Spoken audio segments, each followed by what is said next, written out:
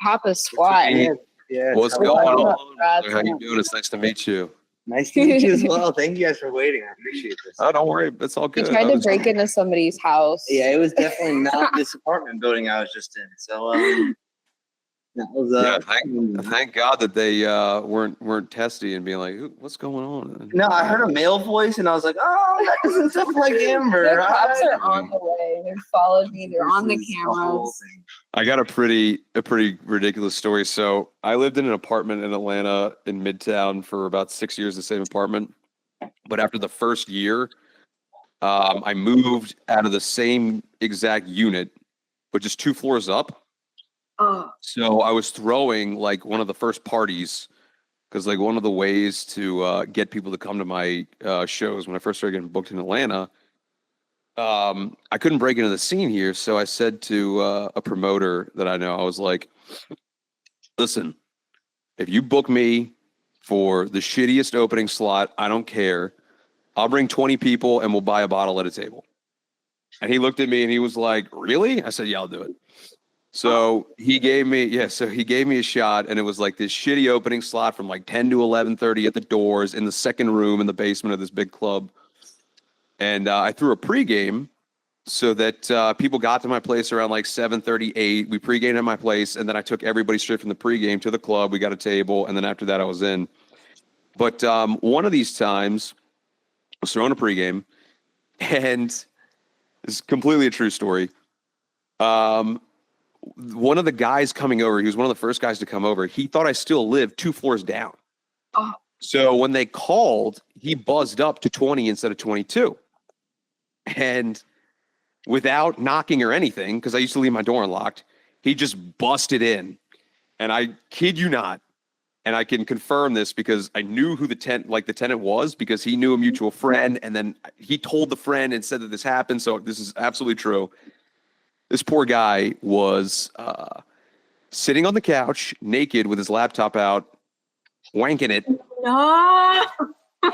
and the craziest part is, the poor guy, same name as me too, Sam. No.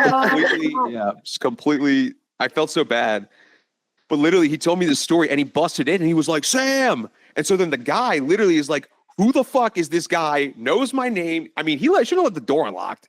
Yeah, he literally was either completely naked or pants down, laptop open, just giving it the old. And he busted in, and I was like, oh, I felt so bad because we had like a communal coffee thing, and I never said anything to him, but like the friend that knew him confirmed that everything happened and yada, yada, yada.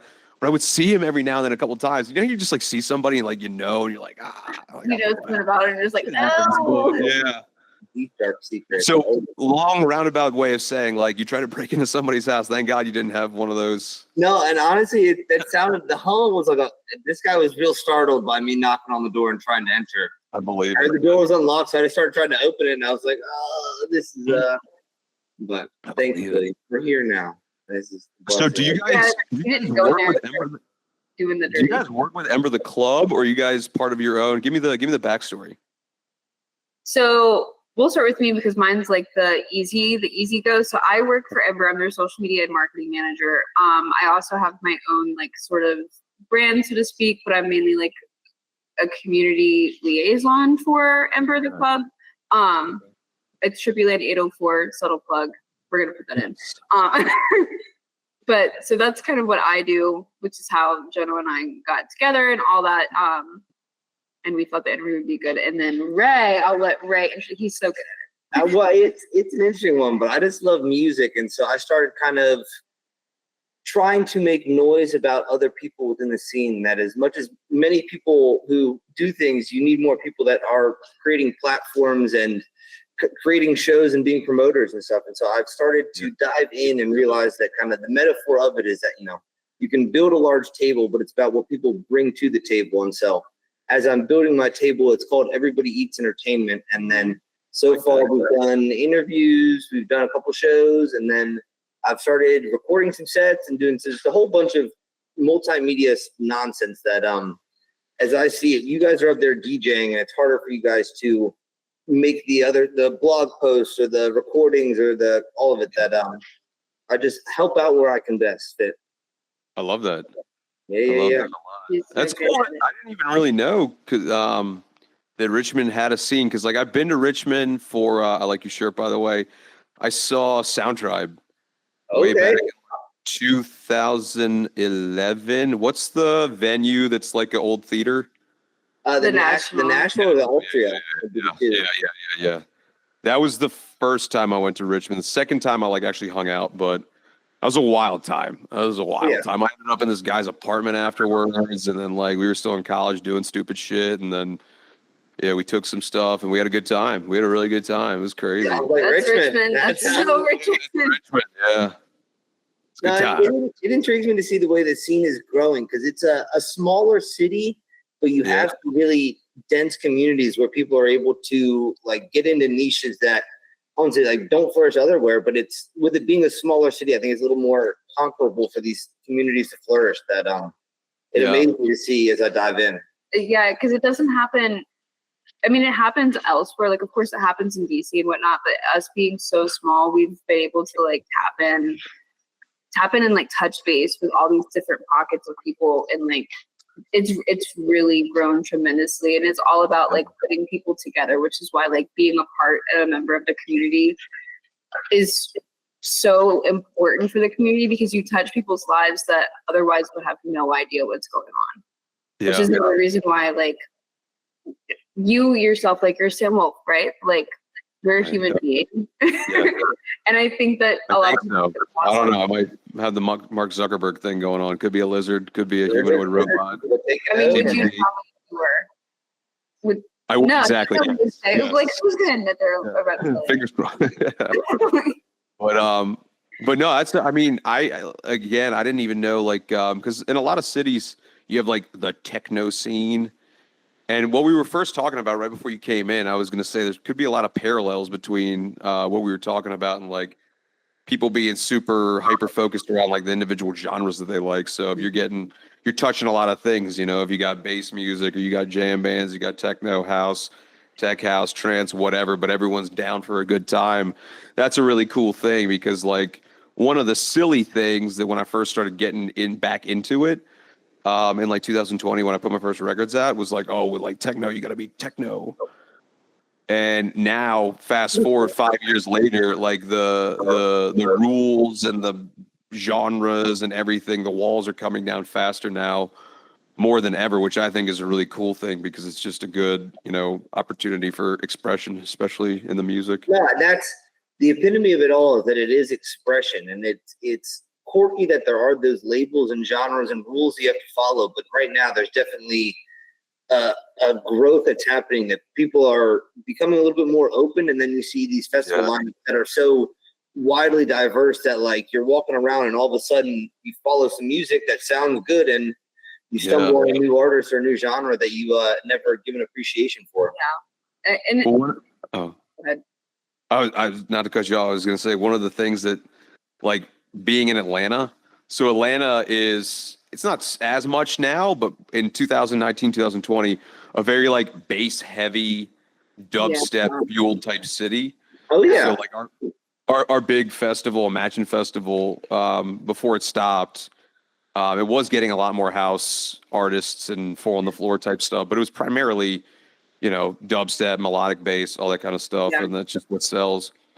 So like when I first was playing, like they would put me on some lineups here. Like I would open for Ghastly and ATLians and I'm like playing techno. So my whole shtick was like I had to bring it hard enough and like heavy enough that a dubstep fan. So I would joke around. I'd be like, Wooks love techno. I even had a shirt that said Wooks love techno. Oh, yeah. My whole shtick was like, I'm going to convert bass heads and then have them, because all the time people will be like, I don't normally listen to techno, but I fuck with your shit. Yeah. And that's kind of been my goal of how I want people to react from day one. Oh yeah, no, I think you landed, to be honest. That cross exposure is especially like last night we were at Sun Squab and Chris Carnes opened up with a very fast paced set that like for the people that were there for the jam band music to get that kind of house music, fast paced drum and bass even. I was like, this is the merger that, you know, people sometimes aren't aware of, but when you play it right, it makes them move and dance, and it's exactly that. How do people respond? So good. Yeah, it was so nice. Well, and Oh, people yeah. weren't expecting it because like Chris Carnes obviously is, a member of Pretty Lights, so they don't know. Yeah. They know him as, well, he's Pretty Lights, right? So he comes out with these turntables, and they're like, "What is this?" And they're mind blown. Yeah, Like, insane. what is this scratching, man cutting. doing? Yeah, Damn. it was Okay. so much fun. It was so much fun. Yeah. So like, That's but cool. seeing that and like seeing people's reaction to it was so just heartwarming. Like, you had no idea about this side of music, and now you're like seeing it, and you're fucking with That's it so heavy where it's like, oh, it just made me so happy to see that. I have so many videos of like people's reactions. I haven't had a chance yet to like go through them and everything, but I like to grasp that side of things when I record. So Yeah, that is dope. That is very, very dope. but it was nice. Chris Carnes is amazing. Since Squabby did so well, it was like, we're not talking about them anymore. Okay.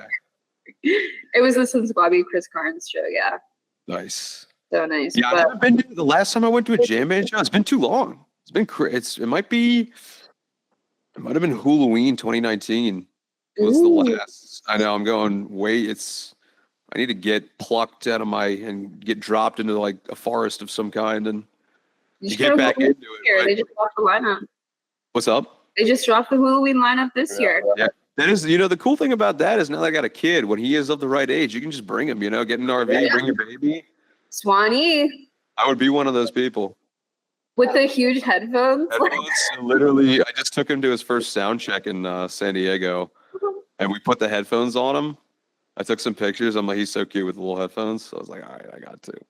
No, and that's got to be a complete game changer now. Now, having a little man running around with you This experience is the best feeling. It's the I best feel like feeling. that's one of our questions. Well, like, yeah, I was wanted going to say that like, leads into Go on into it. So, yeah, well, I love having been in the music industry for a long time, then now having a kid, and there's I wouldn't say a sense of joy around, but have you noticed that at all reflecting in the music that you're playing or the sound that you're kind of bringing to shows?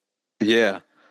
So, I'll break up the little caveat right there, because like I really haven't been in the music industry that long, because I really put my first record out in 2020. It's been, I guess, 5 years now. Yeah.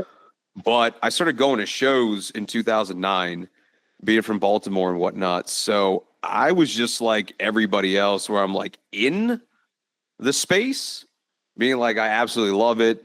This is what my obsession is, going to festivals, doing things, expanding my mind, having these experiences, just all these cool things that like you're developing into the human being that you're trying to become.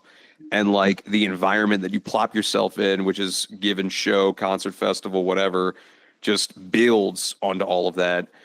And then I completely gave it up in 2015, moved to Atlanta for work. And then it wasn't until really late 2019, 2020, where I was like, okay, like I'm really want to get back into this. I got to start running from this thing that I know that I want to do. But, I keep putting it off as like, oh, it's just a hobby. Like I can't do it. It's too much work. I don't know how to play the piano. I can't figure out how to produce music. Like, all these excuses. And I was telling myself these excuses almost for 10 years, because I had downloaded Ableton in 2010. I just like used it to like make little like live DJ mixes and whatnot. And then eventually like little mashup things, but never to like actually produce. So it was just, living off a bunch of excuses in my own head and fighting that battle for 9 years, until finally I was like, I got to be able to lay my head on a pillow and just know that I don't care if anything happens. I just got to know that I went for it.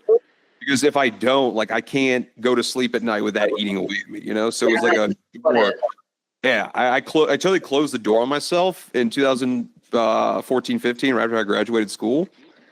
And but then I thankfully reopened it, and it was the best decision I ever personally made. But Yeah. so I haven't really been in it that long, but the amount of time that I've been on the business side, like running an artist project, what's changed the most is I really value the time that I have in the studio, because before, when I was single, I could just shut everything off and not have to worry about another human being that you're living with. And then on top of that, a child that depends on you for, somebody described it as in the beginning of having an infant, you're living by the minute, but then you start living by the hour, then you start living by the day, then the week, and then the you know, as like they stop depending on you every Oh kind yeah. of second thing. But They don't stop, just so you know. Yeah, they don't stop. yeah, They don't stop until they've gotten enough. Like I still call my mom every morning, but oh gosh, yeah.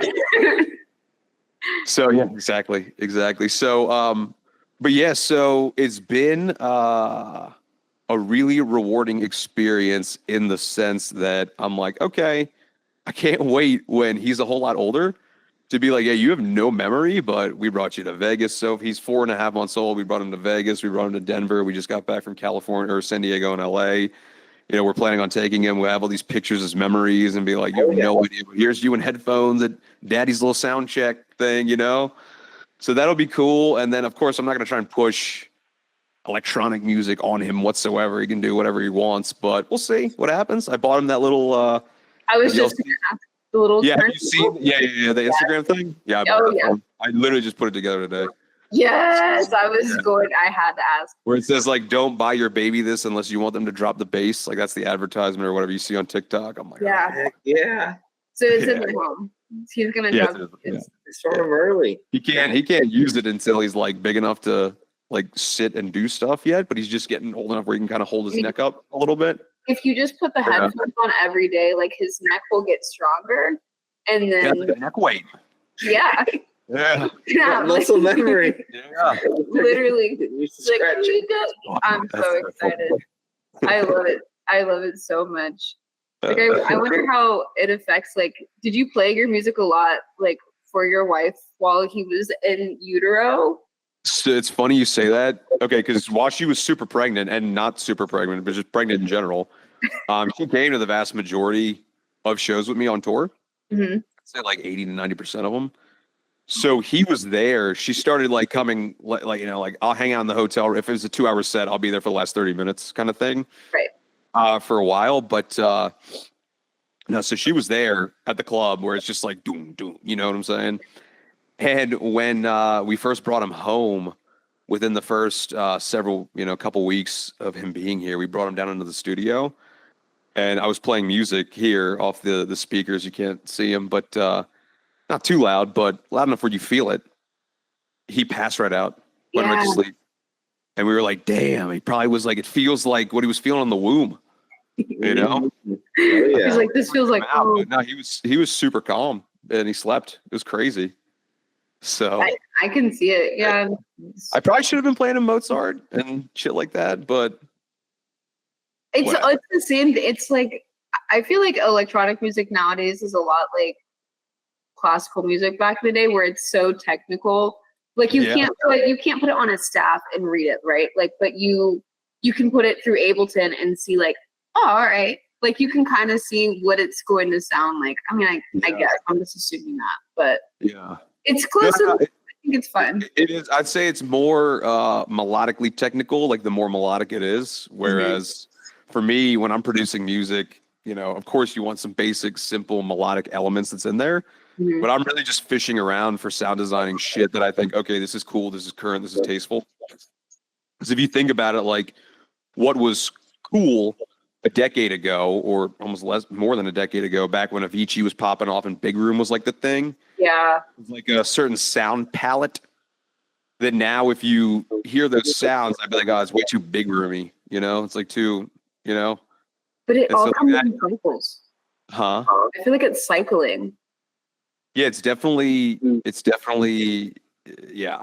It's so if you were to ask my buddy who got me into techno, he's an old Detroit OG, and he was throwing parties in Detroit in like the late 90s, early 2000s. And when I first got back in 2019, I linked with his collective in Atlanta, and they were throwing shows.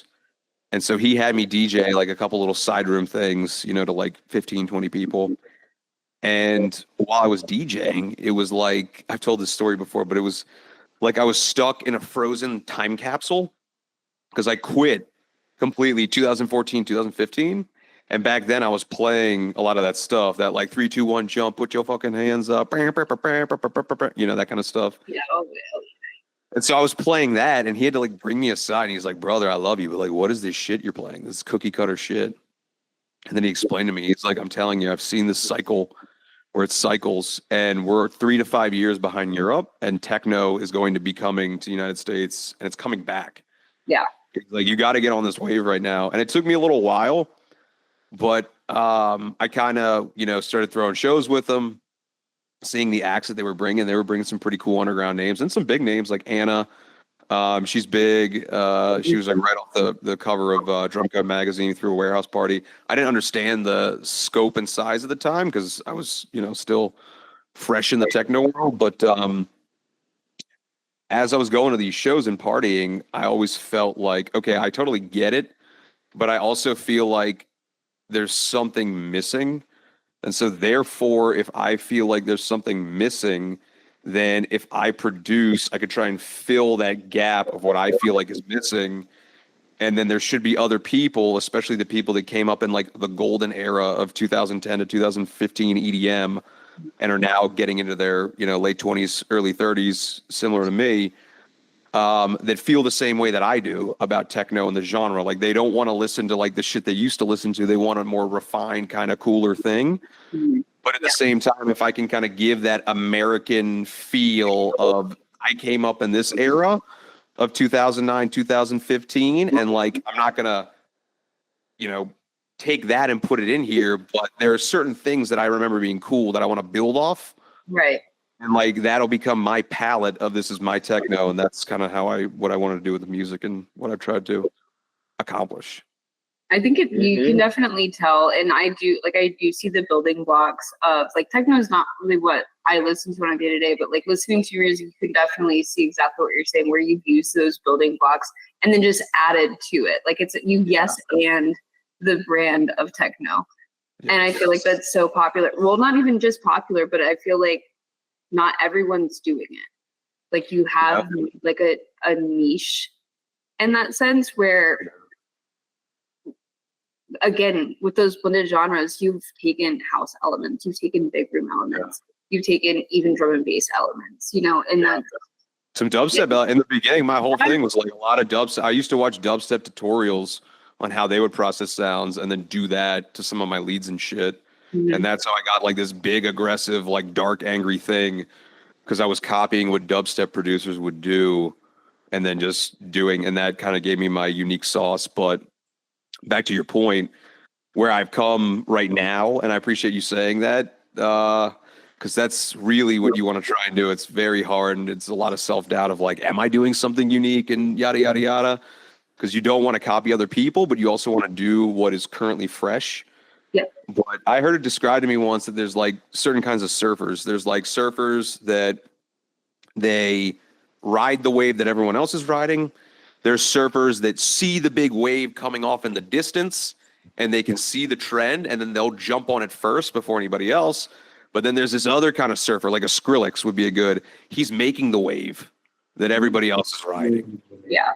So like, I'm not claiming to be, but that's what you want to strive to be. You want to be that wave. Maybe you just want to be the trend guy. Maybe you just want to hop on and like, if drum and bass pops off and then you make a drum and bass track while it's hot, you just ride the wave. But I personally want to strive to be the latter, the guy making waves and so people are like, oh, I want that Sam Wolfe sound. I want to copy that guy. No, for sure. It can be really easy. And I see what producers all the time. They're like, I want to sound like this. I want to sound like that. And when you point to this guy, that guy, I get the purpose. But by the time you master that sound or even get good enough at it, you're going to sound like the Diet Coke light version. And that person's already going to be on to the next thing. And so you're just always chasing and you're stale. Yeah. So you brought up like people like using the sound like, oh, I want to be like Sam Wolfe. So have you heard, like, this isn't on my interview question, but I had to bring it up. Have you heard the Didn't flip of your Yes Bitch song? Yeah, so literally that was sent to me when he played it in Charlotte. And then he was that was a Black Box levity show. Yeah. And I DM'd him and I said, dude, this sounds sick. And I was like, do you want the actual stem of the vocal so you can get it cleaner? And I sent him the stems. Yeah. So we've been talking and then he sent me the flip. I have it. Should I play it in Richmond? Yeah, you have to. I love it. Yeah, I'll end with it. If I get one more song, I'll come back and I'll play the flip. It's just Well, gonna there be, you go. well, it's gonna be a lot of people, I'm sure, but it's gonna be, oh, Sam Gold, no. Let's go. All of But- it. But like, how does that make you feel? Like, does it give you that sense of purpose? Like, I did it. Like, I'm doing it. You know what I mean? Where No, like you've been that wave creator. I definitely get that. And I feel like a lot of people, a lot of other producers and people that are in similar or further ahead or just in the same They're playing the game. path. Well, I think that they'll resonate with what I'm about to say. It's cool, but like you're immediately like, all right, fuck, yes, bitch was a hit. Now I got to go do another one. And you're just like, I got to go on to the next one. And then honestly, you start to like, I try not to, but there is always a little bit of pressure where it's like, okay, talking about refining the palette. What got me to here is not going to get me to there. And that's kind of what I realized with the Yes Bitch thing, how that whole thing came about. Like I was doing this heavy techno, and then we found out that my girlfriend at the time, she's pregnant. Ooh. And yeah, and then I was like, I said to myself, I was like, I need a fucking hit. I was like, I really need a hit record. I was like, I got to figure this out. And then thank God, Yes Bitch came about. My buddy introduced me to Rome Fortune. He's from Atlanta, dope as fuck. I sent him this collab that I've been doing with my buddy Hunter up in Toronto because it was like the most housey, because Hunter makes like more housey shit and I was making way faster. And this was like the most meet in the middle kind of vibe.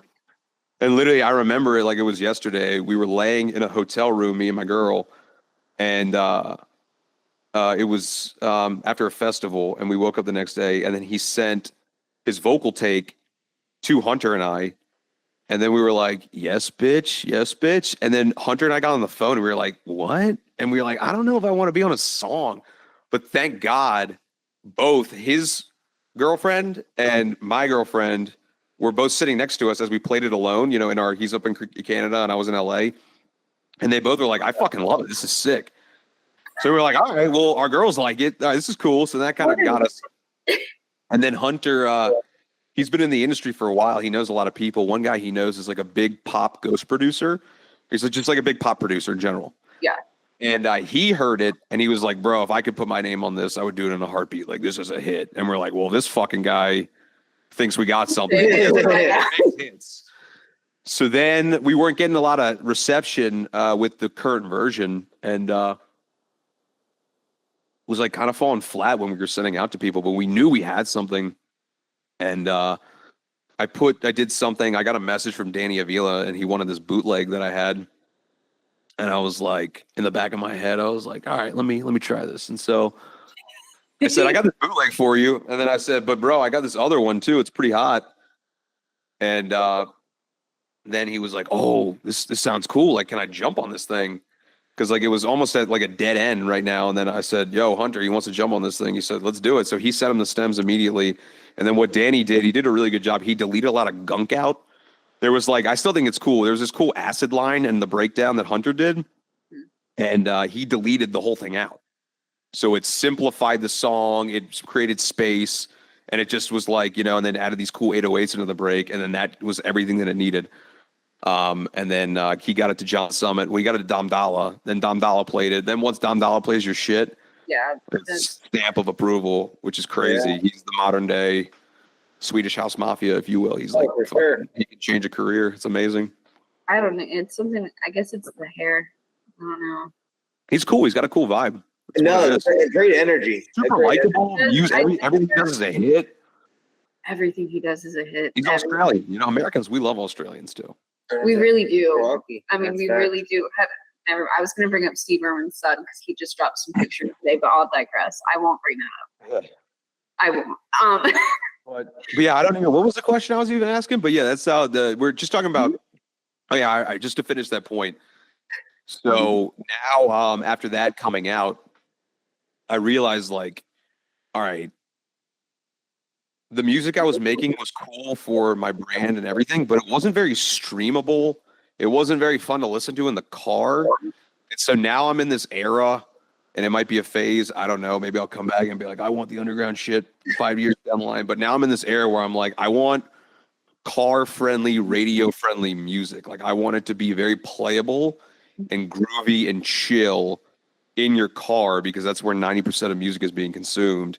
And I kind of reoriented my style so it still has a little bit of a bite, but it's more focused on groove, even though it still kind of hits and a lot more vocals, a lot more commercial. So No, and a lot more playful is something that I noticed that I feel like the recent bootlegs and whatnot have been somewhat of like a happier energy, but as you're right, it's much more of something that you can listen to during the daytime and like not as like needing to get down and funky, but it still gives you that energy. Like if I'm, working from home and I put your music on, I'm like, I feel like I'm in the club. Work doesn't not suck right now, or like you're in traffic and you're just like, I don't care, they just cut me off. Like, I mean, I feel like you nailed it, to be honest. Like, and I feel like it is super palatable. Like where there's been some techno artists that I've listened to in the past, and I can't put a name on them, even if I could. But like, it's just you can't. It's cool if you're in Berghain in Berlin. Like I've had the opportunity, thankfully, to be in Germany and like being in Kit Kat, where you have to remove an article of clothing before entering the club, and everyone's in black, and you got people that are having sex up in the corner, and lots of crazy shit's going on, and you're like, this is fucking like that. Like that's where techno is really meant to be. You know what I'm saying? Like that's raw techno, like that's a vibe, but you're not gonna play that on the radio. Maybe in Germany, that's like their Oh, it's crazy. Yeah, I definitely recommend it. Once you go, it's like going to your first festival. Yeah. Oh yeah. But yeah. So the back on that point, I always was doing stuff that was a lot more like masculine, because like. It's super, and up in your whatever, it appeased the guys. And so I set out and I'm like, okay, like now the new challenge I'm setting for myself is I know like I have guys' attention. Like I want to try and get girls' attention too, because, they're half the audience for the most part, even though like a techno show is usually closer to like 80-20 or 70-30. Yeah.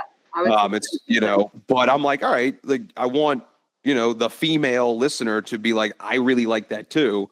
And usually it's just simple. If girls are having a good time, then usually a lot of the guys are having a good time too. So, it's just about, what is a DJ? You're like creating a vibe. You're creating a party. So if I'm trying to create a fun party, like I know I had the masculine thing, but now I'm like, all right, let me set this new goal and this challenge of like, let's get the feminine energy in there too. And so that's kind of where I'm at right now in this phase. That is a good point. It's not something that I think a lot of people think about is like the masculine and the feminine energy that you can bring to music. Like I've never thought about that. Yeah, girls like vocals a lot more. I don't. Girls care about vocals way more than guys. In general, I'm obviously generally speaking, but in general. You like vocals more than? Yeah. That's so funny. So we're the opposite. That's funny. I'm definitely I'm a beats kid. Fair enough. Then I'm swinging a miss. Maybe. But in general, like what I've noticed is like I'll play a lot more popular song vocal, and I'll make like a edit mashup with techno behind it. And like that is a really good time of like, okay, I'm playing instrumental. People are starting to fade. I need to pull you back. And then I notice when I pull you back and I play this popular song, like a lot of girls will then be like, and then like they'll be excited for it in a good way. Like that's what I want. You know what I'm saying? It's the yin and the yang kind of thing. So 100%. So like you feel like you have to play. I feel like I've asked people this several times, but like you have to play to your crowd, you kind of notice sometimes, and maybe you found this where you'll go to a show and they're expecting one thing, and then you start doing your thing, and then they're like, oh wait, I think they might like this. So then you have to switch it up in a different way. Like, have you found that to be the case more often than not? Absolutely. All right. So the way I see it, so I think that like most DJs are lying if they're on tour and they're like, oh, I don't plan anything. Like most people in general have a relatively pretty strong plan of like, here's the new ones I want to play. Here's the new shit. Here's the classics, whatever. But it's the order that you do it in. Mm. And then after I get a lot of that out, then I like to go the back half and just completely freestyle it out of old playlists and shit like that after I kind of had people caught in the vibe. But a lot of times, like I'll notice that like I was in Denver and I have some like more, like I played dubstep. Like I know I can't say that, but I played one song that was dubstep. And it was just funny because it was towards the end. I was like, I'm just gonna fucking do this. I haven't done this in a while. And they And, like, probably it lost gets people it. going. Yeah, and then if you're in Europe, like what you're gonna do is gonna be a lot different than what you're gonna do here in the U.S. because tech house is definitely more popular in general, just by like a pure numbers. Whereas like Europe, you know, I don't know. It's tech house might be more popular over there too, but like it's just a different. It might like it harder over there, you know. Oh no, and So- exactly as you say, I went to the drum and bass all stars event in Washington D.C. and after hearing like 4 hours of drum and bass, there's this is America. We might as well switch it up with some dubstep, and like you can see the crowd's reaction and just the different like dancing that started partaking that just being a completely different wave, but definitely Well, drum and something. bass, you almost like skank, Oh, and then dubstep, you like do the the boom, boom, oh yeah, kind of thing, exactly. Nah. No, it's energy. It's energy. And it's an interesting one because I guess techno has a very like fast paced, and as you mentioned, like masculine energy. But I'm curious, what brought you into being a techno producer DJ yourself? Yeah, so it kind of piggybacking off that story about how stuck in a time capsule, was playing big room, that my buddy took me aside when I was first like, okay, I need to learn production. I originally was trying to make like deep house, almost like Nora En Pure style progressive type stuff, which I love that too. Yeah. Yeah. And but then probably, I don't even know, 6, 7, 8 months into it, my buddy was really like, he's like, I can help you. I have connects that, like I know agents, I might be able to get you with an agent or whatever. And I was like, you know what? And then my mentor at the time that I was taking Ableton lessons with to teach me production was an ex-trance producer who was making a techno project. And I was like, well, my homie's saying make techno. The guy that's teaching me how to make music is making techno. I was like, let me just fucking give it a shot. And then literally, again, it's like when you start making sounds and stuff, and then I started making, some heavy sounds. I'm like, oh, fuck. I kind of fuck with this. Like, I can see something here. And then it literally kind of kickstarted this whole thing. That, and I also find that I like being different. If we're talking about like going back to what kind of wave person you want to be, this probably wasn't like, definitely wasn't creating the wave, but this was seeing the trend coming. Oh yeah. And I was like, all right, like if this really is a trend, I'm going to bet that when this blows up, I want to be adequate in the music that I have, the catalog that I'm doing, so that I can like play in this arena.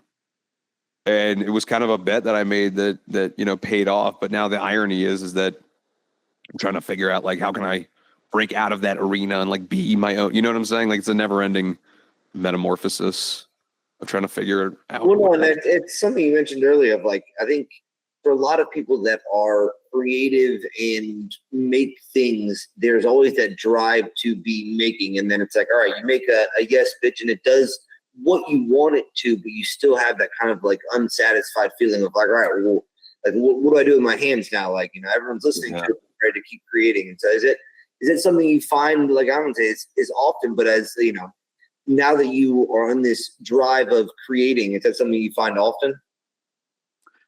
Wait, can you repeat like specifically what again? What am I looking for? I guess the curiosity is that, I have ADHD and so I ramble and then when I finally do something that I'm supposed to, I then have that like unsatisfied feeling of like, all right. Oh, wow. Yeah, I see what you're getting at. Yeah, I see what you're getting at. That's a great point. So basically, I think the most successful people identify the formula and then stick to the formula, but evolve the formula.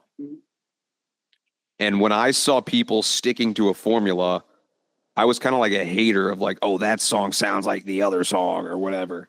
Yeah. And now joke's on me, where it's like, I am glad, I still wouldn't have changed the path that I've done, but I have definitely learned some shit where I am way more, okay, this worked. So don't be afraid to do that again. Don't think that now you have to go recreate the wheel completely. Just expand upon the wheel. But yeah, I'm probably more like you in the sense of I do something and I'm like, okay, I'm not going to completely switch it up and do something different when in reality, like I could just keep, hammering at home, because when you hammer at home, that's when you really develop your sound, your style, and people are like, this sounds like this guy's track. This sounds like, you know, Where you created your sound. Yeah. yeah, but you don't want to go too far away. So like I had this conversation with my buddy Hunter, who's having like a crazy good glow up right now. And kudos to him because he definitely deserves it. And Drop the at. What's the at? HunterNet, HNTRNET. He had that viral. He was on Yes Bitch with me, but then he came out afterwards, then did that viral Stephanie remix, and that went crazy on TikTok. Heck yeah. And but no, we're having this conversation, and the thing that I realized, it's just crazy because he always was making groovier, not slower, but just not as fast techno in that 130 BPM range when other people were like speeding it up to like 138 on the peak time side, but then like 150, 160, like Sarah Landry, don't, hard techno, TikTok techno, whatever you want to call it. And he'd just been sticking with that. And he literally, said it himself. He was like, I was about to give up because no one was playing my shit. But now, after waiting and doing what he's been doing, and like, this is what I'm doing, we've hit this crescendo or whatever, this point in time where I call it techno that tech house DJs will play in their sets. It's like tech housey techno. Oh, yeah. So you have the Dom Dollas, the John Summits, the insert whatever popular tech house DJ that will then go a little bit harder and play this techno. So it's the blending of the genres. And now, right now at this moment, it's super, super hot. And so by sticking to your guns and doing that and having that stuff ready, now the tide is shifted to where no one was playing anything because it wasn't hot. But now everybody wants that shit because that's what's super fucking hot. And I'm seeing it right before my eyes, and it's a really cool thing to see because you can learn so much from this lesson, of like just keep going and doing your thing, and then there will be a time. And when the time is there, then you're fucking ready. Yeah. Because what happened to me is, other than pausing my DJ career for several months because I was having a kid, what happened to me is that after Yes Bitch came out, all my music that I had ready and everything I was producing was a lot faster. And it was a lot more like, I just don't think it's fresh. And so I went back and I was like, well, fuck, like I need to kind of reinvent myself to not be here, but I was here and now I want to be here in the middle. You know what I'm saying? If Yes Bitch is here, like I won't play Yes Bitch the original. I have a VIP that's faster and harder that like I'll play, every set, but it's here. And my old shit was here. So like I had to like, because this is stream friendly, this is groovy, this has character to it. And so that's where I'm kind of putting myself. Whereas like the tech housey techno is here, I want to be like one notch above it, where it's still hard enough for my personal. Oh yeah. You're gonna put the wolf on it. Oh yeah. That's it. I don't know. Has anybody used that before? Could I be the first? Put the wolf on. When I first started, I got a lot of like, why don't you wear a wolf mask? Please don't. I feel like the furries would. This far. We have to take that one out. That's interesting. It's up to you there. I'll leave that to you. Yeah. What I was originally gonna say, when I was like pitching this. Furries. Something about furries? No, it's nothing. I said furries before. My point was when I was pitching this, it was going to be like a between two ferns style interview. Oh yeah, I remember that. The question was going to be, so it was like, you say your name is Sam Wolfe, yet you appear to be fully human. Explain that. And then you would say, again, like I said before, they say the same thing about Mark Zuckerberg, but he's full lizard. He's, and we're going to keep that one in. This is Raise my wolf. I like it. There's two wolves in me, and it's like. Well, I am. I mean, in all whatever, joke, not joke. I am a Gemini, so they say we got split personality. So I think in general, like I'm a pretty chill guy. Like a lot of shit happens, and I kind of like let it bounce off because I just don't really want to get dragged down and shit. But like when I'm playing music and whatnot, like I like that oomph, that little I'm a But fucking. you also, that's the side of the Gemini where you're just like, yeah, and then also, but like, chill, chill. Exactly. Yeah. That's Oh funny. man, I can't believe you're a Gemini. My sisters are Geminis. When's your birthday? The 15th of June. Oh, It's cool. My What's son's up there? birthday is on November 15th. So 15, my lucky number. There it is. The Ides of March, Julius Caesar. Huh? The Ides. It's over my head. Oh, never mind. But his He name died is that day. his Did name die. is Roman, so he's very tied into anything Caesar related. Wait, your son's name is Roman? Roman Wolfe. Roman Wolfe. That's like a very strong name. Okay, well, That's what we were going for. It took us a while. It was literally like less than 2 weeks before she popped, and we had no name. And people were like, "What's the name?" We're like, "I don't know. We're fucking working on it. Leave us alone." God damn it. Because like this, you're like, this is only like the most important decision, you know. You did this, Just- We had yeah. so many, and then we thought we got the books. We asked ChatGPT. We scoured the internet. We were like, and then we like looked through hundreds of names, and Roman wasn't listed on any of these books or anything. And then she came up with it, and I was like, "That's so good. Can I lie and tell everyone I came up with it?" But no, she came up with it. I'm like, "That's fucking." Pregnant her was like, I'll actually kill you and then do it by myself anyways. I love it. It's a strong name. So like, and let's see, he's 15. Well, yeah, he's 5 months old. So we have about 17 and a half years until we'll get to see Roman Wolfe on stage. You never know. There's some Instagram kids that are like 11 and they're playing kids' birthday parties. They got 100,000 plus followers and they crush Yeah. it. Dude, yeah, Oh, and yeah. it's one of those things that if you put it in front of them early enough, you know, you may not play Yeah. techno, but you know. Yeah, wasn't Martin Garrix like 15 or something, 16 Martin when he 15, started? yeah, he was 15 years 15? old. That's insane. That's crazy. Justin Bieber was like 15 too. Well, I feel bad for that's a whole nother thing. We won't get into it That's on the- this that's the- podcast, but That is the cool thing about like the electronic music industry is that it's interesting to see like y'all know I'm familiar with like kind of music. time. Kind of music? No, they're like super popular. They had that Move song that like really Adam Port like blasted them into the stratosphere. But even like Dom Dalla now too. Like, I'm starting here. I'll come back to the point. The cool thing in electronic music is that you really like you don't need a major behind you to like a major label to pop off, you know? And so it's cool because it really is underground in that sense. But I think it's interesting to see when certain artists hit that threshold, like what Dom Doll is hitting right now, what Kind Music just hit, where they are becoming like that Mhm. kind of large, you know? And it's just interesting to see because like it's a different kind of machine behind you when you get to that level. Oh yeah. It's a different kind of machine. It's funny. I was talking to a friend. We have a local DJ here, and like he's gotten extremely popular recently. But he got his kind of name to fame by doing flips because you don't have to go through any label to release a flip, which is how a lot of people become really popular. Like Ferva, I'm mainly, you can tell what I listen to by me listing these names, but all these people have gotten popular by flipping songs that are already made.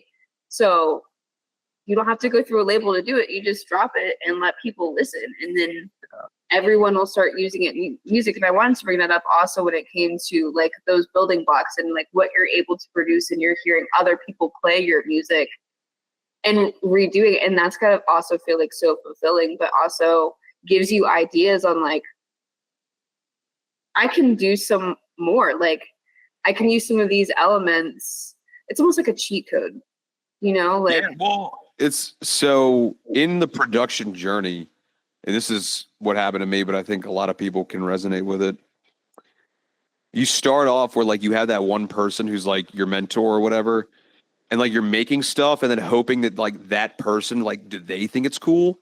Or is this group of people that you respect, like, do they think it's cool? And then you always like, and then you realize that like, well, I might actually make shit that's cooler than them, or like I might have a taste that it doesn't matter.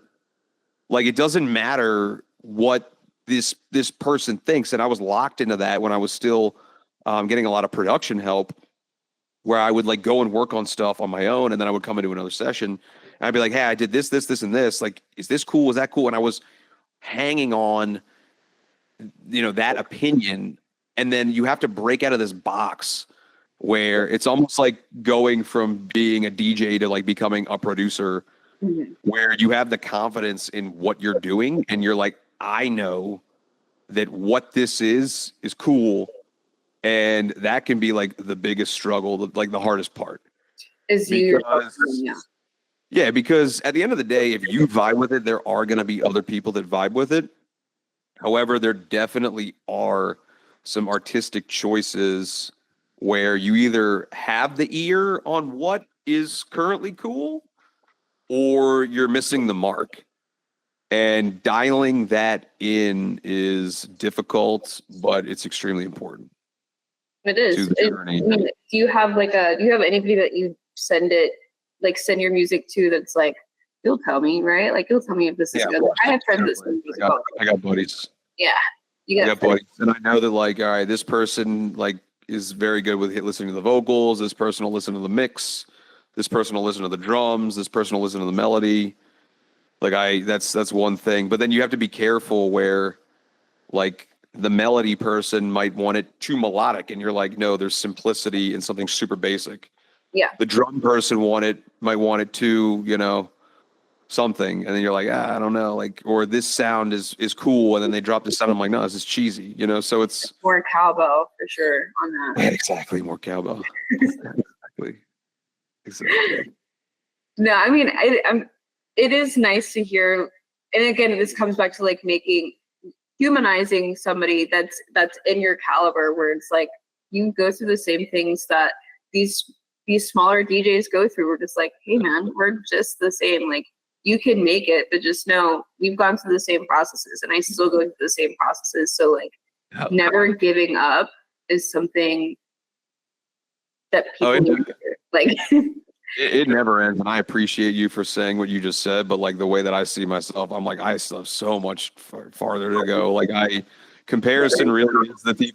Comparison really is the thief of joy. But like, somebody who's playing locally might be like, oh, I want to be like Sam Wolfe because I'm super fortunate. Like in 1 year, I got to do 62 shows and travel to 15 countries across 42 cities. It was like the biggest moment. It was crazy. It was insanity. Yeah. And then like I get to tour all around North America, Australia so far. Like everything is amazing. It's so cool. But like I'm here and I'm just comparing myself to, I could list off a whole lot of people, but I won't.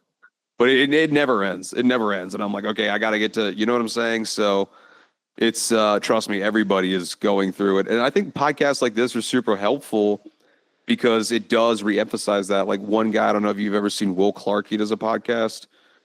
He's a DJ, and he has like, he definitely gets the biggest names on, and he is like, and it's crazy because the views on YouTube are not super high, but the quality of guest is ridiculous. Like name anyone that's been on there, like Cascade, Duke Dumont, Mochak, Carl, like just everybody. Yeah. Will Clark's podcast is crazy. He's done like 150, 60 episodes. He's crazy guests.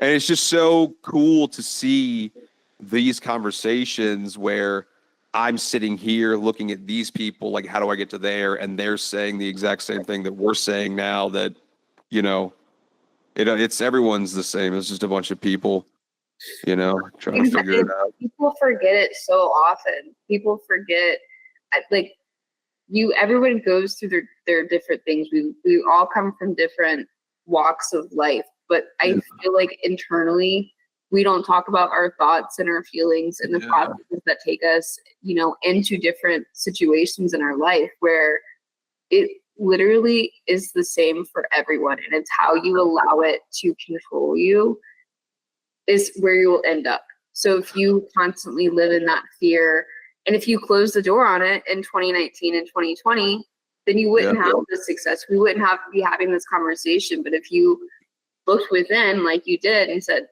fuck that, I'm going to do this shit. Got to. You have to. But it's also knowing like you need help with things. You can't do it alone. I mean, I'm sure you could, but it wouldn't be as fun. No. Like, you wouldn't have the passion. It's definitely, it's important to build a good team. Yeah. You have a good team. I've loved like as an example, John Summit, he will tell you like his team behind him, helping him at this point in time, like that's without the team, you can't do it alone.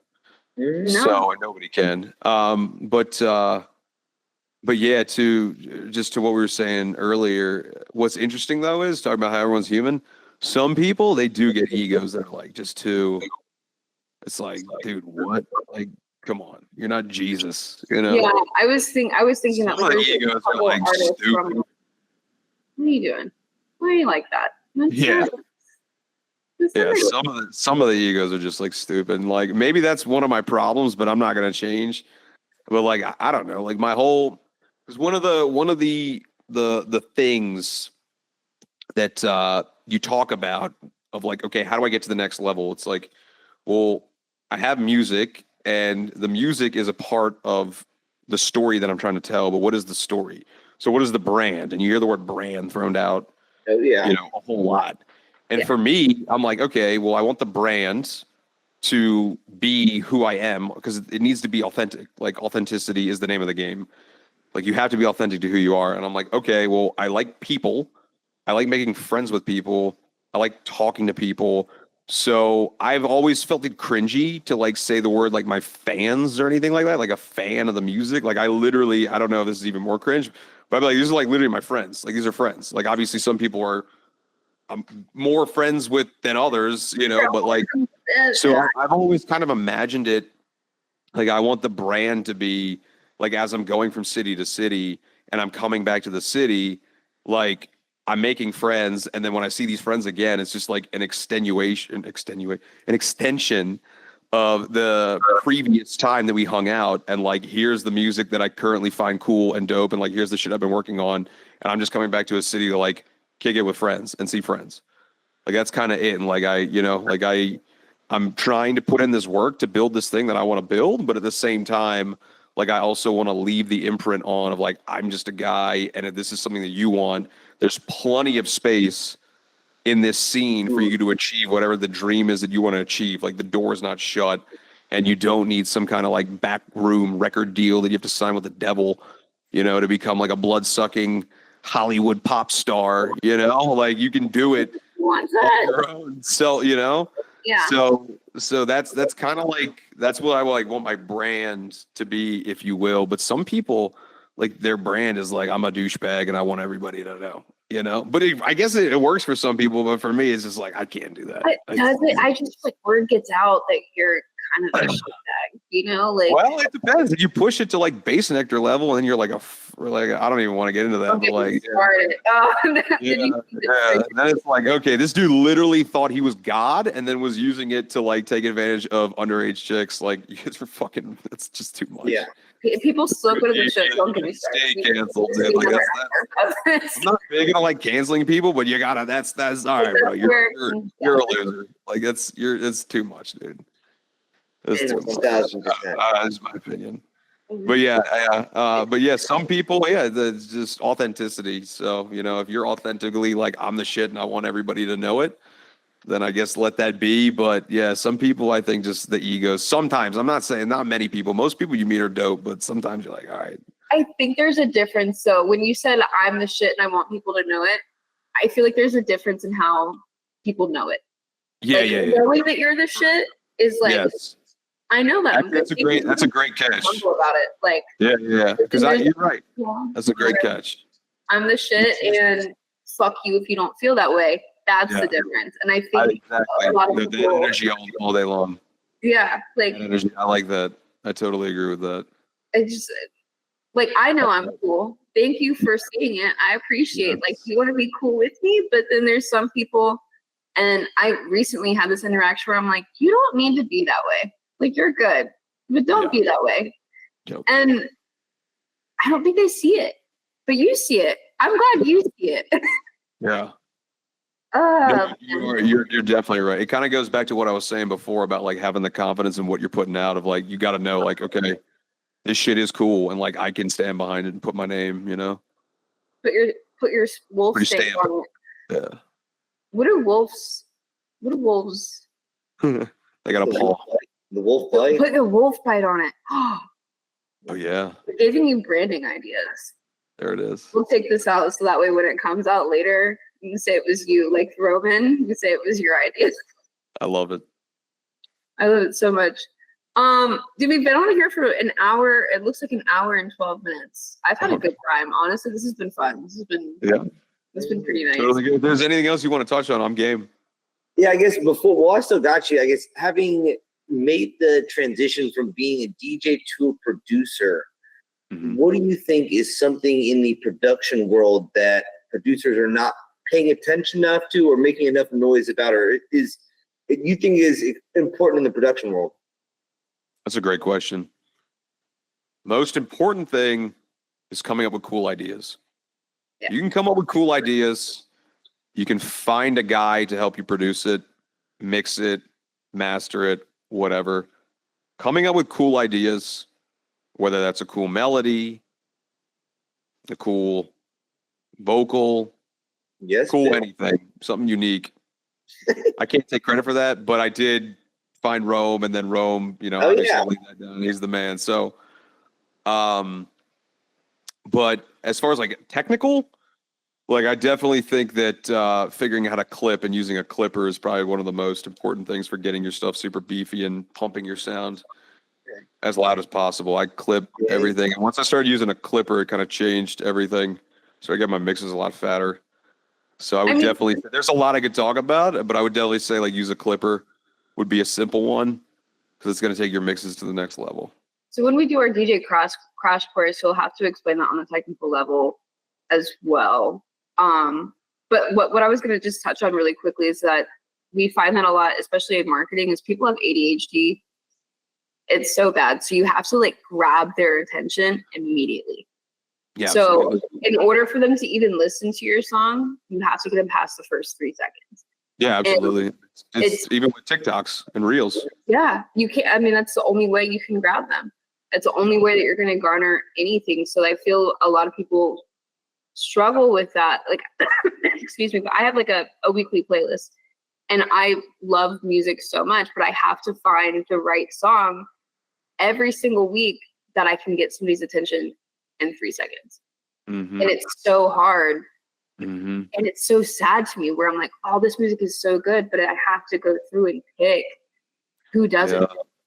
And people, some of the best musicians miss it. And I'm like, all right. Yeah. So is that something that you struggle with as well? Like, is that, I feel like it's. Well, when you're making it, you're going to make the extended mix, which will be boring in the beginning. And that's for DJs to use to play out. But like then when you're like, okay, this is getting signed, then I'm like, all right, how do I make the Spotify intro edit? Right. And then I'm thinking the exact same way. How do I, because like I'm imagining I'm a Spotify listener, it shuffles to my song. And then how do I be like, boom, and like get them, you know, so it'll be like a quick tease of the vocal or whatever. So like with the remix I just put out, like I took the vocal that's used and then it's like, you know, now breathe and then a big sub impact and then it's kind of building up into the first drop. Yeah. Whereas with Yes Bitch, we cut immediately to Yes Bitch, like there's the hook. Yeah. So, yeah, I mean, you make the extended first, and then once you get a record signed, you know it's going to be on Spotify. That's when you're like, okay, how do I make this Spotify edit so I can retain as much as possible for that immediate suck you in? Like, it kind of, I don't know, does it take something from your soul a little bit when that happens where you're just like, No, it's kind of like, because it's actually kind of cool because I'm like, okay, like, how do I fast forward and cut all the gunk out? Yeah. Just skip right the juice, you know? Polish it up. And then like that's back to that thing I was talking about earlier where I'm in this phase of like I want my music to be listened to in the car. Yeah. So if I can make something cool in the beginning, then I'm like, yeah, because like who wants to listen to a kick and bass for a minute before it gets into the first breakdown? Like that's no one really wants to. I mean, you can if you're running like a half marathon and you just want to be stuck in a trance. Yeah. Like, then it's definitely cool to have that. But, like, if you're, you know, kind of want that, then you want to catch someone. If you're at if you want to be on a lot of the good playlists. So well, it's stimulating to have that I'd say jam-packed, but, I mean, it's always been a kind of a radio key to have a song kind of under 4 minutes in between 2 and 3. Is that, like, plays with the mind, but isn't enough to keep people too entertained for too long or too distracted for too long or however you want to look at it. Yeah. Maybe I'm like the outlier because I remember like Echoes by Pink Floyd was like my daily. Like I would listen to that every single day. And so I'm like, all right, cool, I'll listen to the same song every day. That's 27 minutes long. Yeah. It'll be fine, but kids nowadays are like, I can only do, like, the music ADHD is crazy. The next I think that would work. That would work if like you were an independent. The only way I think that would really work is if you were an independent artist and you made some kind of like viral thing about how you're doing something that no one else is doing. And then like you went viral because you're the person that like made a 27-minute song. And then everyone was like, what the fuck is this guy doing? And then they listened to it. But if you're like, you know, Joe Blow, bedroom producer, whatever, and you're like, I'm going to make this 27-minute song, and you just put it out there, maybe you'll get some people that'll be like, what the hell is this? And they'll start blowing it up. But it's going to be a tough. There's a lot of thought that needs to go behind a move like that. And this is just my opinion. What the hell do I know? I could be completely wrong. But you need to have like a whole marketing shtick behind it, and then it's going to go viral. And what's going to go viral is a 15-second snippet of the 27-second song to get people to be like, "This is the 27 seconds," you know. So it's like it's almost like a mix at that point. You know? It would be kind of cool though, because it really is almost like a DJ mix. Like if you mixed your album into a song and then put an album mix as a song, like Skrillex just dropped a 45-minute mix of his unreleased album. That'd be kind of cool because people like listening to mixes, but you can't really get many mixes other than radio shows on Spotify. So but you could be like Skrillex and just email it to everyone, and then Spotify has no choice but to put it on their streaming to collect money. But we don't need that either. I'll buy their emails off the dark web, build my email list. Honestly, somebody sent it to me, and I was like, "Thanks for the forward, G. I appreciate that." That's cool. I love it. Was really good. Skrillex is one of those people where like he's kept it. I've been listening to Sonny Moore since he was from First to Last. Like that's what I grew up on. Like literally, my Spotify playlist is still from First to Last. So he's definitely an influence in like hitting all these different pockets, but then still to this day, like being super fresh and super talented. So talented. He's also he's business minded as well. Like the From First to Last thing, since he made all that music, this is not related, but he made all the music from First to Last, wrote everything, composed everything, and they had a falling out. So he was like, cool, I did it all, you can't have it, and left. Oh wow. So props to Sonny. Wow, he gave it back eventually, but still I thought that was pretty cool. He was like 16 years old when he did that, and I was like, well, this guy's gonna be a problem in the future, and look at him now. So my favorite, not favorite question, but like I do like to find out, back to being a human, like what's your most wholesome moment that you found on tour? Like just you and one of your friends. Like I love wholesome moments. That's a really good. There's a lot of them. But there's one in particular, a story I told to a couple friends and family when I got to play Saudi Arabia. And so I never imagined going to Saudi Arabia. And then we went from India to Saudi Arabia. I did my first tour in India and then India to Saudi. But there was like a week apart, and we're like, well, fuck, I've never been to Dubai. So we had to go to Dubai. I was like, I got to check it out. Had a crazy time in Dubai. It was amazing. On the flight from Dubai to Saudi, I forget what airline, but it was like an continental Middle Eastern airline.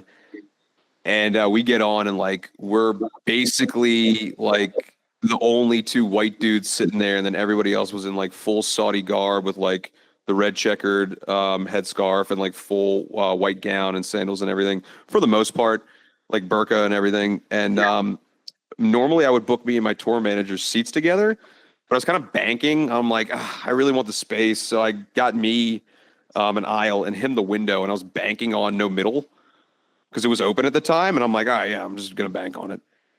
And so literally, I remember it, like the plane is like about to close, and I'm like, yeah, we got the space. And then one dude gets on, and he's full decked out into the Saudi, headdress and everything, and comes and sits in the middle. And like, it doesn't matter what country you're in, any plane, when you're like, everybody knows, if you have decently broad shoulders, like, you got the armrest space. Yeah. And then there's like that little, all right, who's taking this real estate? Who's on the right? Moment, you know? So I could kind of tell this dude's like sitting and he's looking and he's like, okay, who are these two clearly foreign white dudes that are like on this plane? And he's sitting down, and then I kind of like a little bit, and we kind of do the dance and the song and the dance of like, okay, a little bit of elbow space. And I'm like, all right, what's like, is this guy not like us or what the hell's going on? My tour manager, he's like head on the window, passed out, and the flight was about an hour and a half. So I just kind of like turned to him, and then I don't know how the conversation started, but we just started talking. And literally, this dude, we talked I mean, literally from before wheels went off the ground to getting off the airplane. We had like the best, coolest conversation. We hit like everything. We hit like geopolitics, and I was talking about how like the Western food is all poison and there's chemicals in the fluoride in the water. And I was asking him about like the differences of like, differences between being a Sunni and a Shia, and like how the Saudi Arabian government works, and like the King Solomon and like just how everything. And we just talked nonstop. We're just getting to know. And like it started off where like we probably like, all right, who the fuck are these guys? And like I just had the coolest conversation with this dude. He was a surgeon. And then literally just to fast forward, so then it's all WhatsApp in the rest of the world. So I added him on WhatsApp. I explained like I'm a DJ, I'm here playing a thing. He's like, oh, that's so cool and everything. He ended up making it to the show. And he came to the show, brought his friend, and he was like, man, I want to invite you to my home, to meet my family and all this other stuff. We had to fly out immediately after the show and everything. He like had gifts he wanted to give me and everything like that. And like moments like that, like I love meeting people, especially around the world. It could have been like a this thing, but the coolest dude. And literally it just was Eid. And he just sent me a message and was like, Eid Mubarak, and was sending me a happy message, and we were WhatsApping, and I was like, oh, brother, it's so good to hear from you. And it was like almost 2 years ago. So yeah, just like that. Talk to him and everything. Have you gone back to visit? I haven't talked to him in a while, but it was literally because it was just Eid. Yeah. Eid Mubarak, and it was like happy Eid, and I just was like, oh, it's so good to hear from you, and what's up? He's like, my brother, and that was it's just cool. That is cool. pretty nice. Like, yeah. I can only imagine. There's like moments in time where like this could go really badly, and it's like that one decision where it's just like, instead of taking that arm wrestle, just being like, hey man, how's it going? And then you have this lifelong friendship, and you probably also introduced him to like a whole new world that he wasn't familiar with, and like he had a good time. And so in Saudi Arabia during the day, like it's not illegal to wear normal clothes, but like just because of the culture, like everyone is dressed out in like male female burqa. Mm-hmm. So like white for the men and then black for the women. And like, so you're walking around the mall and we're like the only ones not in it, but like everybody else is. So it's like a very interesting, like cool, surreal. Like this is an interesting culture, like situation I'm in. But then literally at night at the party, everyone was fully regular clothes. And I was not expecting that at all. Like full shirts, t-shirts, shorts, everything like that. And like everyone was, and to be honest, so like alcohol is illegal there. Yeah. They weren't serving alcohol, but it was kind of like a high school party where, remember like when you go to your first high school parties and like some kid just has never drank before and they're just fucking wasted in the corner. Like I've been that kid, but how like people are just, high school parties were honestly the most fun parties because you had no idea what the fuck was going to happen. Like the cops are going to come, the parents could come down. Like high school parties actually in retrospect were some of the coolest parties just because of the excitement. But at this Saudi Arabian party, you could tell like the kids, or I say kids, but the people that snuck alcohol in because they were just fucking sloshed. Like they were like, you could tell they barely ever drink and they were fucking sloshed. I got offered ecstasy, acid, and I think cocaine. I did absolutely none of it while I was there because I'm like, you don't know everything legal here. Like whatever, this would be. Yeah, but yeah, that was a really interesting experience, and I loved it. I absolutely loved it. It was really cool. They explain like if you're a foreigner and you get caught with the drugs, like your first time, they say, all right, like don't fucking do that again, but if you're like a repeat offender, then they see you again. They're like this white man. Last time had marijuana. Yeah, I had a lot of preconceived notions, and then I went and literally we went through and like you put your suitcase through customs and like check your stuff, and then I came out and like there was like a police guy and he was like, "Where are you from?" And I said, America. And he said, America, huh? He said, welcome to your second home. And I was like, that's a really nice way to greet me to Saudi Arabia. I was like, I've been to a lot of different countries. They don't say that in France. They don't say that in France. So they I was just like, walk on our seasonal base street and they're like, how are you? Yeah. No, I mean, right now. It's interesting because you have a lot of preconceived notions and you're like, okay, like it's obviously it's a different culture, but I'm here. I'm going to respect the culture, not impose my way of thinking. But like everyone was the nicest people, Everyone was super chill, felt super warm. It was cool. I wonder if that's because they're so wealthy, like they don't have problems. Like, well, that's you touched on another thing. I mean, anybody that's been to Dubai will tell you it is the safest place. You literally can leave a stack of money and all your belongings on a table, leave for a couple hours, and it will be right there. yeah. Or someone just moved it to the side because crime there's a lot of reasons. You're always on camera. Yeah. So it's similar to like China in the sense that like there's cameras and CCTV, but it's a much smaller, obviously, area than China. Yeah. But they obviously will, harshly punish things like theft. But there's literally no crime. It's so freaking safe. Like it's kind of absurd and it really opens your eyes. You're like, this is kind of weird in a cool way. Yeah. Meanwhile, like I leave my vape somewhere and it's gone. I mean, it's gone. Yeah. Yeah. Yeah. Yeah. It's not the same here. Yeah. But if you drive too fast or you merge lanes too aggressively, like you'll have a ticket downloaded onto your phone within 5 minutes. Isn't that nice? It's a surveillance state like that. So like you drive better, you everything, but you will get punished. So like would I want to live there? Personally, probably not, but to visit, it's awesome. Oh, visit? Yeah. Visit? Well, you also have pit bulls there. So my ex lived in Qatar and I was supposed to move there and you can't see her, but I have a pit bull. Okay. So once I looked it up and she wasn't allowed, I was like, so actually what's going to happen? I didn't know that. Yeah, no, you can't have them. Can't have them there. Yeah. You also probably don't want to get caught smoking weed or some other things that are decriminalized here. Yeah. Yeah, no, you probably can't do that either. You can drink at hotels in Qatar though. Yeah. Hotels and like in Saudi, they're starting to loosen up and have like an area for foreigners because they really want to be like Dubai and attract tourism. They have this whole thing called Saudi 2030, which is like their vision to basically not have oil be their main source of income. Oh. And I mean, just going back to how much they're gonna start just doing golf tournaments instead. I know, well, literally that and soccer. I mean, it's crazy because while we were there, I'll give a little plug to it. It's called Mirwas. It's literally the biggest music studio in the entire world. Like tens of millions of dollars dumped into every room was a different room with all this gear.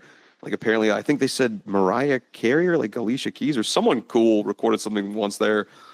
But yeah, they have just some of the craziest facilities. But it was really freaking hot. It was like really hot. It was like 103. It's Mariah Carey. Maybe it's where Mariah Carey like releases every year her "All I Want for Christmas" to be broadcast everywhere. It's just like that's the one spot, and it's like I'm gonna do it at what is it, Mirwas? Mirwas. Oh, that's it even sounds like "All I Want for Christmas" by Mariah Carey. It's but yeah, it was a crazy place. It was a crazy place. I know it was a long tangent, but I got a lot of cool stories, and that's the coolest part about doing this. And I like again just talking about I love meeting people. I love doing stuff like that. Like that's the kind of stuff that stays with me. And I don't know. It's a cool thing. It's fun. You seem like you're like I'm a yapper. Ray's a yapper. You seem like you're a yapper. My best friend here, she's asleep because we've been yapping, and I love that. She's here from New York, but you just once you have like built a rapport, like it doesn't take long either. Where you're just like, I'm friends with him. Now we're good. Like, but it's also like when you come to Richmond, I think you'll see like if you stay behind for any period of time, people will approach you and they will talk. And they will talk for a long time. Well, I think a big part of that had to do with going to see Papadozio and Lotus and Sound Tribe and all those fun times. You know, it makes you just being a chill dude. Yeah, I miss Pigeons playing ping pong. Baltimore guys, I miss those guys. Pigeons. Wait, okay, so hold on. You're from Baltimore. Yeah. Well, you don't have to say your age, but I'm 32. You're 32? Uh-huh. You just turned, no, you're turning 33 this year, or? Yeah. Yeah. Okay. I'm 31, so Okay. I'm trying to think. But I was talking, well, Zingara, I think, is 31. Oh yeah, she's at bass music DJ, right? She's from Yeah. Baltimore. Yeah. I don't know her, but I've seen her name. Oh, because she's from Baltimore. I was like, maybe they cross paths. But No. I haven't been in Baltimore since I moved 2015. So I'm an Atlanta guy now. Mhm. I'm an ATL ho kind of Wow. vibes.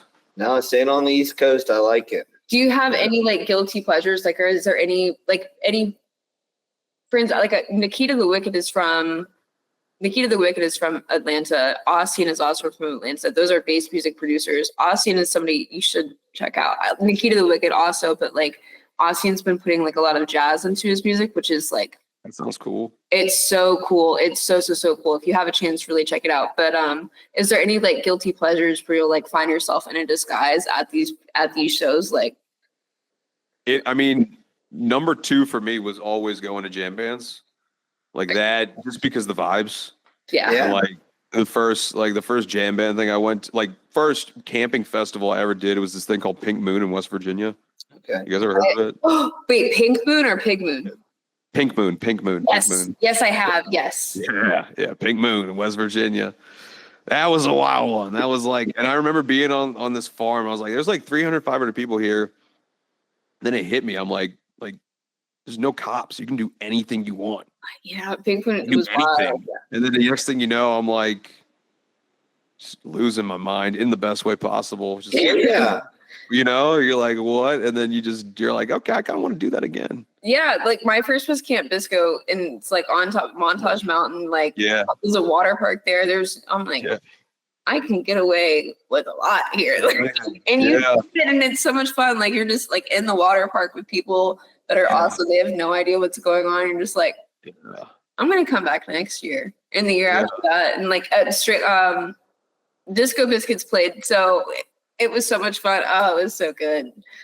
Oh, Camp Bisco. They don't do it anymore, but yeah, so guilty pleasure would always be that. But like, I don't know. I used to listen to like a lot of Kygo and like Tropical House and I can see it. all that stuff back in the day. But yeah, no, it's not. Every now and then I'll be like, I'll put it on just to, but not really. I'm like in a techno bubble. I'm kind of listening to, because I don't have as much time as I used to. So when I listen to music, I try and kill 2 birds with one stone because I want to try and find bangers. Yeah. Yeah. Always. Yeah, I need bangers. I feel like that's a lifelong search for everybody. Always. Is it a banger? Is it a banger? There's a guy who makes like a lot of money by just saying, "Is it a banger?" Like, so many followers. Which is he on TikTok, Majid? Because he reviewed my song. I know this guy. If that's what you're talking about. I try not to use TikTok. I shouldn't say that as a social Is he media 2 person. buttons, a red and green button? Yes, that guy. Yeah. He did. Yes, bitch. He gave us like a 7 out of 10. I was like, bruh. Come on. Yeah. Me too. But then I was like, I was coping, and I was like, that's like a Dave Portnoy pizza eating 7 out of 10. Yeah. It's a good 7. It's a good 7. Okay, it's a good 7. Solid 7. Solid. Coping. I was coping. I guess we'll let him have it. I mean, he's probably listened to so many things, and people just send him shit all the time. I'm sure, just like Yeah, it was cool. It was cool because he could have flushed it. Oh, always. Yeah, he could have flushed it. I mean, yes, but Appreciate you, bro. so many bangers though, and there's only more bangers to come. Like, Yeah, from your mouth to God's ears. Working on the next ones. that's right. Working on the We'll next put the wolf bite on it. We're gonna get something here, Brandon, for you. The Wolf Pack. No, that's NC State. Never mind. That's what I call my broadcast channel. But yeah, I did see that getting off the Raleigh airport. Wolfpack. Cool. Yeah. Cool. Being How was the sound there in Ember? The sound there, Yeah. so good. Like, I'm not saying that because I work there, but it's so good. Okay, fire. It's a good one. Everybody's I'm so serious. nice. First time in Richmond, overdue. I got some friends. I have some friends. Playing. My old roommate from college, he lives in Nova. Oh, He's gonna come down. And then I have some buddies that when I used to DJ in college, that we DJed together because I used to throw this party at Virginia Tech. They said they're gonna come. And then I think like some of my buddies from fucking like elementary through high school, they are gonna be, I think, in Richmond for like a wedding or a bachelor party. I don't know, but I have like high school friends that are gonna come. I was like, all right, this is cool. This is gonna be a fun It'll one. be cool. Yeah, so let's pack it out, baby. Invite everybody. I got a lot of cool shit. Everybody's coming. I'm gonna text everyone from UVA and tell them that all the tech guys are coming and see. Oh yeah, I'm gonna start. That gets them motivated. That's fine by me. Oh, it's going to. Yeah. It's like there's a better school in Virginia. I have a little bit of everything. I'll have a little bit for the dude who's like stoned in the back, just chilling, watching from afar. I'll have a little bit for the college kid who's trying to rage. I'll have a little bit for so it's okay. I'll bring everybody together. It's all right. The influencer girl will make sure that they don't get on the stage. Yeah, exactly. Yeah. Well, I mean, it depends. If they look like they're having a good time, that's what the algorithm wants. You know, it's not even about like me playing to a crowd. It's about like me playing with like people behind me having a good time. Yeah, it's like clear. Like the algorithm, it wants that. But I think it's like the mom in me. Like I don't have any children, but I just look at like items that cost thousands of dollars being destroyed by some kid that's just not paying attention to their drink. Yeah, no, you don't want that. Definitely not. You don't want anybody to be that. Yeah, and then like so you'll see there's also a huge LED screen behind you. Oh, and then they could be bumping into that. And yeah. So the whole time it's just like me anxious, like on the side, like please stop. Yeah. So we've done that before. But we'll see if we want people. We'll put it in advance. We got it. Yeah. All right. It is 9:41 here. I think there it is 7:41. So you probably need to eat. Oh, no. I'm back. I'm back in Atlanta. Oh, really? Yeah, I'm back in Atlanta. Yeah, I'm in my studio. I'm at home. Okay, Jono said that you were 2 hours behind. So, all right. No, I was in California. I just got back from California. Oh, okay. Last night at like 1 o'clock in the morning. Actually, that's why I pushed extra time. And I was sick. 285. Now you have like an extra 2 hours sleep. It's like daylight savings. Yeah. That's so cool. Yeah. I took a Benadryl last night and passed out. Nice. I love that. Well, I was like, listen, I love you. We don't like to sleep in separate beds, but I was like, listen, I need a little bit of reprieve from the baby waking up. I was like, I just need to pass the fuck out. So I went to the guest room. The first time I did this in a long time, but I get slept for, I don't even know, like 7 hours straight. That's a luxury. Oh my God. Oh yeah. Luxury. I slept for from 2 to 9. It's a big deal. It's a big deal. Being woken up, that's a big deal. Oh yeah. That's a big deal. So I'm feeling, I can feel the rejuvenation, the sickness, going away from me. But we're really lucky. Our kid sleeps really well. He'll go to bed at 1 o'clock and he'll sleep until 6 a.m. until he needs to feed, and then he'll just wake up and then he'll let out a little meh, and then feeds, and then she takes care of him, obviously. But I'm just by proxy. I wake up too. Oh yeah. I'm here for moral support, but and put him back to bed, and then he'll go back. He'll go back to bed 6. He'll sleep until 9. So he's he's solid. Wow. Yeah, he's solid. We're really lucky. He's a good kid. Yeah, you're luckier than me. My mom, like I told you, I didn't go to school because of that, but my sisters, when they came out of the hospital, they had oxygen monitors on them and everything. Were they in the NICU? Yeah, they were in the NICU for 3 and 6 months. They were born at 1 pound 13 ounces. Straight? Yeah, 1 pound 13 ounces and 1 pound 15 ounces is what they were born at. Wait, whoa. They was born at 3 months pregnant? No, they were born at 6 months pregnant, but they were 1 pound really early. Yeah, 1 pound 13 ounces and 1 pound 15 months. And they're okay? Yeah, they're 50. They turned 15 May 31st. They're Geminis as well. Miracle. Yeah. Wow. That's it's once you have a kid, it's fucking all this shit scares the crap out of you, and people are like, you want a boy? You want a girl? I'm like, I don't care. I just want a healthy child, dude. Please. Fucking healthy. I don't fucking care. I mean, yeah, obviously, am I stoked I have a little boy? Yeah, but I don't care. You don't say shit like that. It's I don't care. I just want healthy, and that's it. I don't want a freak accident. Now, dude, my algorithm and my girlfriend, her algorithm, now he's getting ready to crawl soon, so we got to bolt shit. So literally there's you hear shit you have a mirror that's not bolted, and a kid will push the mirror and the mirror falls and the kid's dead. Yeah. Fucking shit like this. You're like, what the fuck? It's you just go in your house and everything's a weapon here. Yeah, it scares the shit out of you. It's like, oh, what the fuck? Like, literally in danger. Yeah, so that's what it, like with my little sisters, they're on oxygen tanks, like everything, there's wires, everything's beeping all the time. So like I remember, dude, like there was no sleep. There was no sleep, Yeah. no anxiety is just like your daily air. exactly. So I mean I get it. Hopefully that experience at a young age doesn't dissuade you from wanting kids later. I think just society has dissuaded me from having kids later. I'll say this. So literally this past, we saw one of her friends, and her friend has cousins that are like 2021. And one of the cousins that we were hanging out with in San Diego, she was the like nanny for a family member's child when she was 16. Mhm. And so she was talking about like now the baby's 4, but how literally like it had colic, it cried nonstop, all this shit, and she's like, being 16, having to take care of that kid. She's like, I just don't want kids anymore. Yeah. And then literally after we hung out with our kid, and he's just smiley as fuck. He loves girls' attention, and they're just loving on him, like, oh, you're so cute, like little handsome man. As he's on his tummy, getting all these pictures, and we hung out for pretty much the whole day. She's like, all right, I changed my mind. Like your kid inspires me to want kids. So I'll say this. I can totally see like having to take care of kids at 16 and being like, okay, fuck this. Yeah. But like once you hit that certain level, you're like, okay, when it's my kid, it's totally different. It's totally different. When it's my kid, it's like you definitely don't let that dissuade you. It's an amazing experience. It is. It really is. I mean, but I'm just like, again, it's like more on the society level where I'm just like, I don't want them growing up like this. Like, Yeah. everything's a weapon still. Like everything outside of your home is still a weapon. Yeah, So, I like it. I don't know. I mean, maybe my mind will change, but as of right now, You never know. Don't slam that door. You never know. It's a cool feeling. my mom had kids again at 45, so I mean, I still got time. That's pretty wild. Yeah. Yeah. So Yeah. I still got time. She's 36 when she had the kid, so she's older.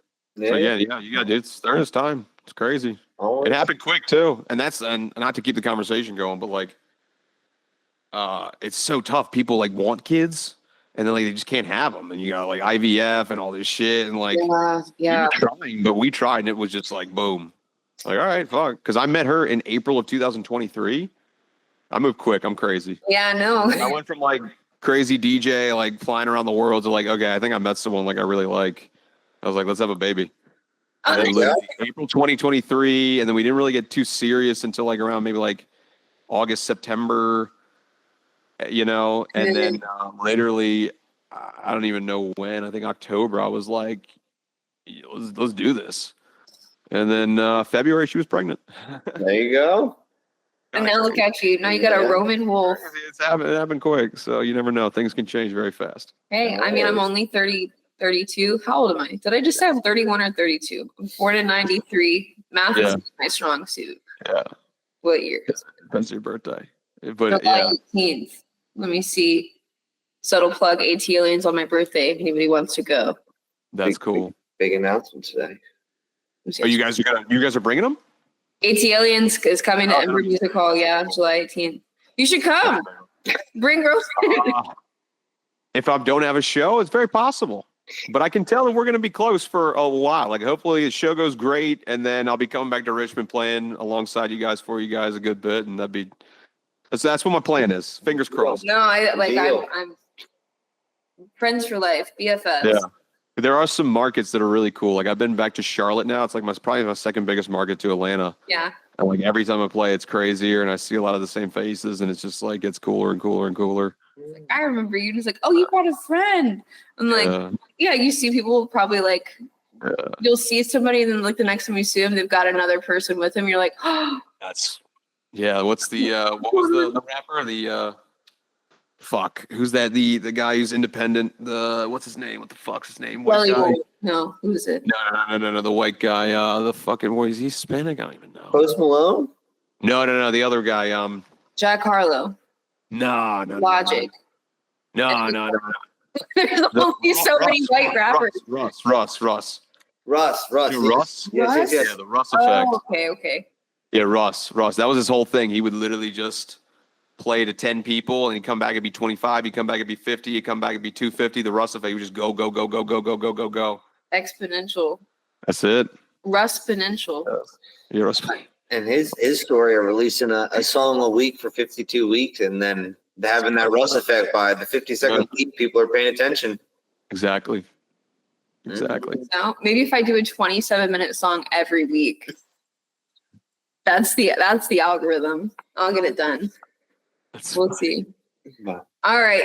Well, I'm so excited. You both. Nice to meet you both. Nice to meet you. Tell hello to Roman. Yes, we'll do. We'll do. Looking forward to it. Give us some videos of the turntable so we'll just stand them up. We'll stand them up on the turntable. Are you talking about the ones I just built? Yeah. Yeah. They're up in the room. Well, I'm back to back set. I need some help. He definitely can't stand. He can't even crawl yet, but We'll put him in a yeah, but again, we'll just put, I'm like, he's not gonna really use this for like, half a year at least, but it's built now, so it's less stress later. Yeah, exactly. And maybe you can first practice on it. You plug the two things in. I'm not even gonna say built. It I was mean, really it's easy. fine. It was really easy. It's not like IKEA. Yeah. Oh goodness. All right. Well, I appreciate it. Have a great night. you as well. Thank you so much. Absolutely. Alrighty. Bye. Hey guys. See you later. Check it.